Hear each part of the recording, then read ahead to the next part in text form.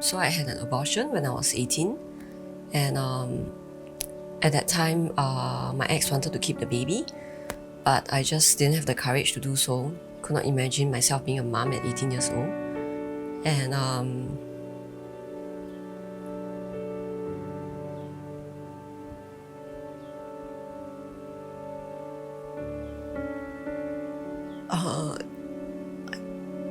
just felt like I've lost everything and disappointed everybody in my life. Yeah. And I tried to justify to myself that that it's okay, we'll grow up, we'll get married and have kids the proper way. Subsequently, he just broke up with me and broke all contact with me just before my A-level exams.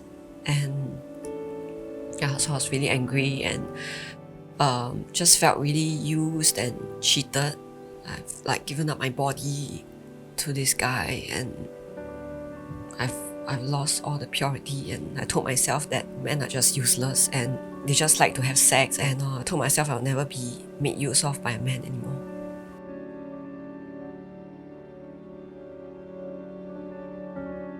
So I met Elaine in university, and we were actually classmates in dental school. As we found ourselves going on mission trips together, I grew to see her heart for people, to serve people, to really bless people with what she had. And that really, really attracted me, somebody who loved God as much as she did. About 3 years into the marriage, everything kind of collapsed on us. She dropped 2 bombshells, in fact. And the first was when she said she was no longer in love with me and she was in love with another man. So the second bombshell was when she told me that she had shared with him about her abortion experience in the past. It was something that she never ever told me before. I didn't tell my husband about my abortion because back then I did ask a church elder whether I should tell my future husband about my abortion past. And I remember him telling me that God has already forgiven me of my sins and be careful whom I share this with because it may stumble other people. And I guess I was also a bit worried that if I do share it with Desmond, then he may leave me and not accept me for who I am. And so with that, I just kept everything to myself. So shortly after our marriage, I just found out that he was watching pornography, and that really broke my trust in him, and I just found myself starting to withdraw from him. She caught me with my porn addiction, which just drove me to hide it better.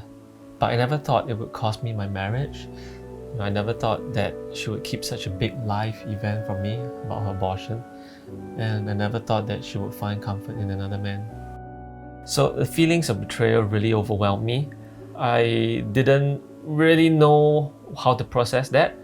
I just felt like there was this incredible pain in my heart. I was crying until there were really no tears left to cry. So in the midst of that, I found myself looking at this conference called Love After Marriage and asking Elaine if she was interested to go for that. It was just going to be my last try. I just wanted to be able to justify to God that, okay, God, I've tried my best. So what really surprised me was that what we shared with one another in that 3 days of the marriage workshop, our past life events, baggages, traumas, was not even something that we shared with each other for 3 years of our marriage.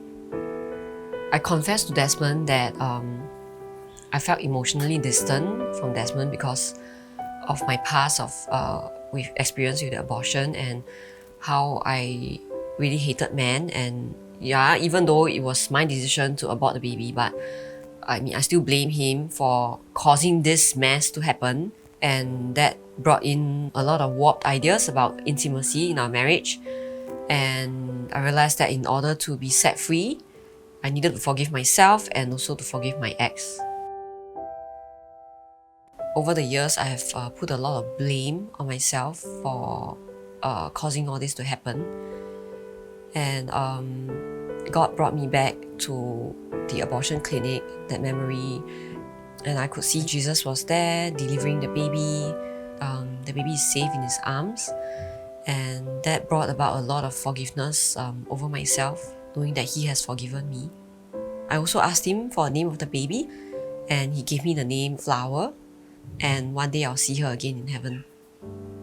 So I contacted my ex and released forgiveness towards him, and found out that he was also carrying all this guilt and shame over the years.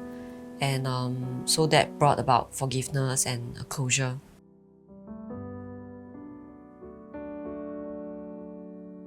From then on, we began to walk with freedom. In our marriage, it's very, very freeing to live with nothing hidden. I feel that it's a privilege and an honor to be a partner on this journey with her. It's not just her journey anymore, it becomes our journey. Abortion is not just a one-off event, it has got lifelong effects. It affected my marriage, my sexual intimacy with my husband, and if not for our inner healing, it would have affected the way that I parent my daughter, asking her to beware of men, and I would have brought a lot of fears into her life. So yes, abortion has its price, but it should not hold you back from walking into victory.